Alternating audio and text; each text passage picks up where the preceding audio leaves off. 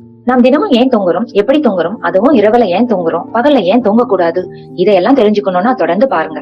First brain control. மூளையில இருக்கும் hypothalamus தான் தூக்கத்துக்கான கட்டளை மையம். அதாவது ஸ்லீப் சென்டர் அதான். நம்ம எப்ப தூங்க வேண்டும், எப்ப எழுந்திருக்கணும்னு முடிவு பண்ணும். செகண்ட் பாடி கிளாக். நம்ம உடல்ல இருக்கிற சர்காடியன் ரிதம் என்ற 24 மணி நேர கடிகாரம் இருக்குது. பகல்ல வெளிச்சம் இருக்கும்போது முடிச்சுக்கிட்டு இருக்கணும், இரவுல இருட்டு இருக்கும்போது தூங்கணும்னு அதுதான் முடிவு பண்ணும். ஆனா நைட் டியூட்டி பண்றவங்களுக்கு இந்த சர்காடியன் ரிதம் சேஞ்ச் ஆகிடும். Third melatonin. இருட்டு அதிகரிச்ச உடனே பீனியல் கிளாண்ட்ல மெலட்டோனின் என்ற ஹார்மோன் சுரக்கும். அதுதாங்க உடலுக்கு இது தூங்குறதுக்கான நேரம்னு சொல்லி நம்மள தூங்க வைக்கும். Fourth sleep pressure. நமது உடல்ல நாள் முழுக்க ஏடிபி பயன்படுத்தும் போது அடினோசைன் அதிகமா சேருது.